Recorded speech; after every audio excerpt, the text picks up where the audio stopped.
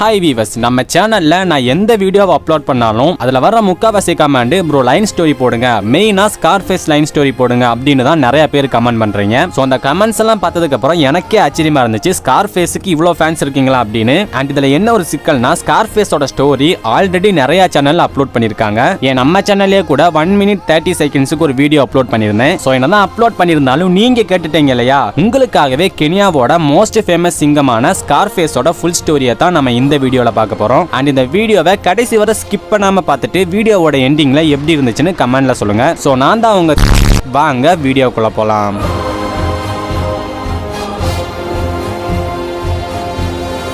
So கதை எங்க ஆரம்பிக்குதுன்னா, ஆப்பிரிக்காவோட கெனியால உள்ள மசை மாரா நேஷனல் ரிசர்வ் பார்க்ல தான் ஸ்கார்ஃபேஸோட இந்த கதை ஆரம்பிக்குது. ஸோ மசை மாரா நேஷனல் ரிசர்வ் பார்க்ல டபுள் கிராஸ் ஏரியா அப்படிங்கிற ஒரு இடம் இருக்கு. இந்த பகுதியில இருந்து சரியா சவுத் சைட்ல ஒக்கியோம்போ அப்படிங்கிற ஒரு பிரைட சரியா 2007 ஜெசா சல்லா ஜூனியர் அப்படிங்கிற 3 வலிமையான சிங்கங்கள் டேக் ஓவர் பண்ணி ரூல் பண்ணிக்கிட்டு இருந்தது. அண்ட் டேக் ஓவர் பண்ண கையோட ஒக்கேம்போ பிரைட்ல உள்ள பெண் சிங்கங்கள் கூட இந்த 3 சிங்கங்களும் மேட் பண்ணி 2007 லாஸ்ட்ல ஒக்கேம்போ பிரைட்ல பல சிங்க குட்டிகள் பிறந்தது.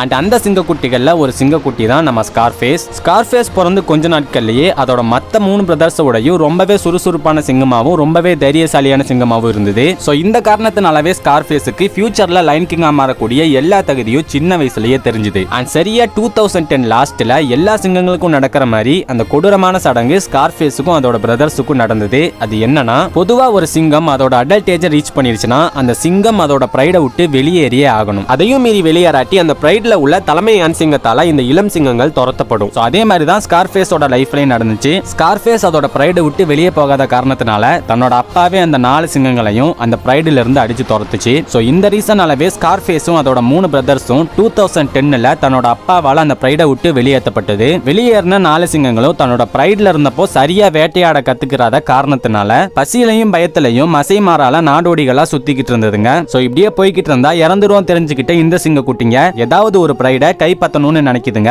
அதுக்காகவே கொஞ்சம் கொஞ்சமா வேட்டையாட கத்துக்கிட்டு தன்னம்பிக்கையும் வளர்த்துக்கிட்டுதுங்க. அண்ட் அதுக்கப்புறம் ஒரு பிரைட முதல்ல டேக் ஓவர் பண்ண பார்த்திருக்காங்க. ஆனா ஸ்கார்ஃபேஸும் அதோட பிரதர்ஸும் ரொம்பவே இளம் சிங்கங்களாவும் தேவையான அளவு உடல் வலிமையும் அண்ட் சண்டை போடுறதுக்கு தைரியமும் இல்லாத காரணத்தினாலவே அந்த முயற்சி தோல்வியில தான் முடிஞ்சது. அண்ட் என்னதான் தோல்வியில முடிஞ்சாலும் ஸ்கார்ஃபேஸ் இந்த வாட்டி விடக்கூடாதுன்னு சொல்லி மார்ஷ் பிரைடுங்கிற ஒரு பெரிய பிரைட குறி வைக்குது. ஆனா மார்ஷ் பிரைடு வந்து பார்த்தோம்னா ரோமியோ அண்ட் கிளவுட்னு 2 வலிமையான சிங்கங்களால ரூல் பண்ணிக்கிட்டு இருக்கக்கூடிய ஒரு வலிமையான கொடூரமான பிரைடா இருந்தது. என்னதான் கொடூரமான பிரைடா இருந்தாலும் இந்த சான்ஸை விடக்கூடாதுன்னு சொல்லி சரியா 2011 அக்டோபர் மாசத்துல ஸ்கார்ஃபேஸும் அதோட 3 பிரதர்ஸும் கொடூரமான கர்ஜனைகளோட மார்ஷ் பிரைடுக்குள்ள நுழையிறாங்க. சோ இத கவனிச்ச மார்ஷ் பிரைடோட லைன் கிங்கான ரோமியோங்கிற சிங்கம் உயிருக்கு பயந்துகிட்டு மார்ஷ் பிரைட விட்டு வெளியேறிடுது. என்னதான் ரோமியோ அந்த பிரைட விட்டு வெளியேறினாலும் மார்ஷ் பிரைடோட இன்னொரு லைன் கிங்கான கிளவுட் அங்கேயே இருந்தது. கிளவுட் என்னதான் தனியா இருந்தாலும் கிளவுடோட தோற்றத்தையும் தைரியத்தையும் பார்த்து ஸ்கார்ஃபேஸோட 3 பிரதர்ஸும் அதை எதுக்க தயங்கினாங்க. மத்த 3 சிங்கங்களும் தயங்கின நேரத்துல ஸ்கார்ஃபேஸ் மட்டும் முன் வச்ச கால பின் வைக்காம மார்ஷ் பிரைடோட லைன் கிங்கான கிளவுடை எதிர்த்து தனியா சண்டை போட்டுது.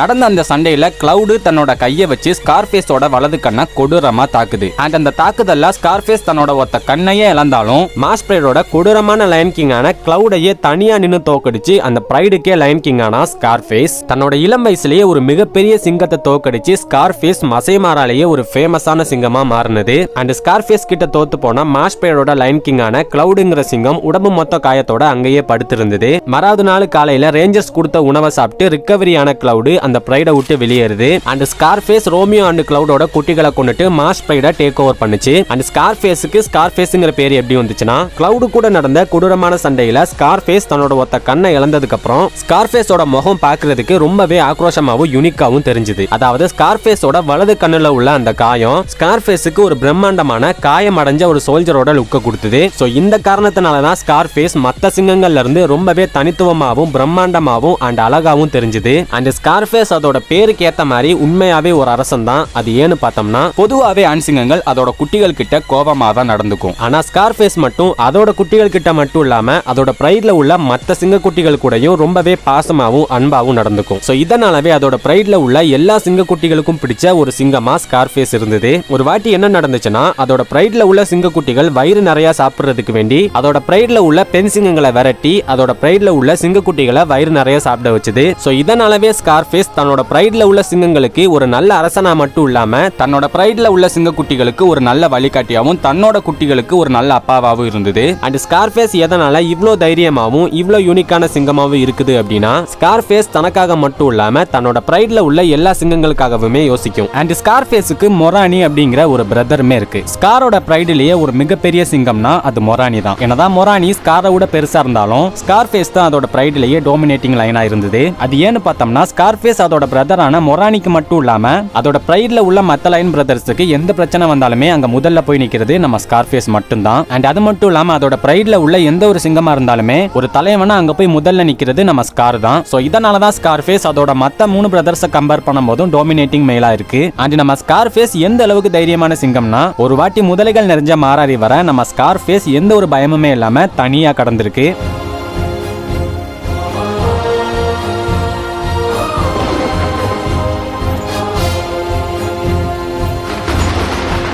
அண்ட் இதுவரை எந்த ஒரு சிங்கமுமே தனியா மசைமாரால உள்ள முதலைகள் நிறைஞ்ச மாறா ரிவரை கிராஸ் பண்ணதே கிடையாது. சோ இதனாலவே ஸ்கார்ஃபேஸ் சண்டேல மட்டும் இல்லாம தைரியத்திலயுமே ஒரு கிங்கா தான் இருந்திருக்கு. அண்ட் அது மட்டும் இல்லாம தண்ணி குடிக்க வர்ற சிங்கங்களையும் மிருகங்களையும் தொந்தரவு பண்ற முதலைகளை தனியா நின்னு ஓட விட்டுருக்கு. அண்ட் அன்னையில இருந்து அங்க உள்ள மக்கள் அதை ஸ்கார்ஃபேஸ்ங்கிற பேர்ல கூப்பிட்டாங்க. அண்ட் இது வரைக்கும் எந்த ஒரு சிங்கமும் பண்ணாத மாதிரி 400க்கும் மேற்பட்ட ஹைனாக்கள் ஒரு நீர் யானை அண்ட் அது மட்டும் இல்லாம தொடர்ந்து 130 சிங்கங்களை சாகடிச்சு கண்டினியூஸா 12 வருஷம் மசைமாராவே ரூல் பண்ணிருக்கு நம்ம ஸ்கார்ஃபேஸ்.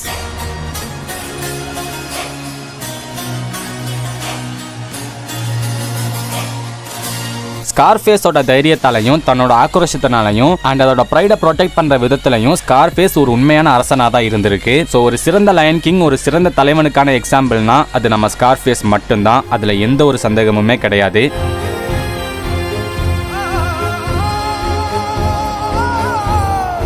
அண்ட் ஃபைனலா ஸ்கார்ஃபேஸ் வயசாகி சாகும்போது பாத்தீங்கன்னா தன்னோட பிரைடை விட்டு தனியா விலகி போய் 8 பிரைட தன்னோட கண்ட்ரோல்ல வச்சுக்கிட்டு உயிரை விட்டுருக்கு. அண்ட் ஸ்கார்ஃபேஸ் பிறக்கும் போதும் சரி வாழும் போதும் சரி ஏன் சாகும் போதுமே கூட ஒரு கிங்கா தான் இருந்திருக்கு, ஒரு கிங்கா தான் இறக்கவும் செஞ்சிருக்கு. அண்ட் இன்னொரு சிங்கம் ஸ்கார்ஃபேஸ் மாதிரி பிறக்குமான்னு கேட்டீங்கன்னா அது டவுட் தான். ஏன்னா ஸ்கார்ஃபேஸோட இடத்த ஸ்கார்ஃபேஸால மட்டும்தான் ஃபில் பண்ண முடியும். அன்னைக்கு 2 சம்பவம் நடந்தது. அந்த இடமும் அழிஞ்சது.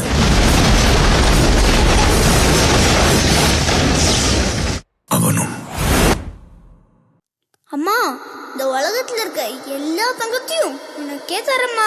தீரா தீரா மின்னல் வாழ்வீசும் கரிகாலா, வீரா வீரா கண்கள் ஆழ்த்தாக்கும் குருவாலா.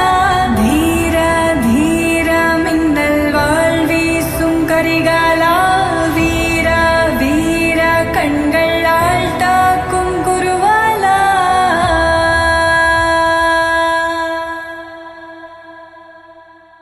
ஸோ ஃபைனலாக ஸ்கார்ஃபேஸோட இந்த ஜர்னியை கடைசி வர பார்த்துருப்பீங்க நம்புறேன். அண்ட் ஸ்கார்ஃபேஸை உங்களை எவ்வளோ பேருக்கு பிடிக்கும் அப்படிங்கிறத கமெண்ட்ல சொல்லுங்க. அண்ட் இந்த வீடியோ உங்களுக்கு பிடிச்சிருந்துச்சுன்னா இந்த வீடியோக்கு லைக் பண்ணி விட்டு அண்ட் உங்க ஃப்ரெண்ட்ஸுக்கு இந்த வீடியோவை ஷேர் பண்ணி விட்டு மறக்காம நம்ம சேனலை சப்ஸ்கிரைப் பண்ணிக்கோங்க. ஸோ இதே மாதிரி நிறைய இன்ட்ரெஸ்டிங்கான ஸ்டோரிஸோட நெக்ஸ்ட் வீடியோவில் பார்க்கலாம். Signing off.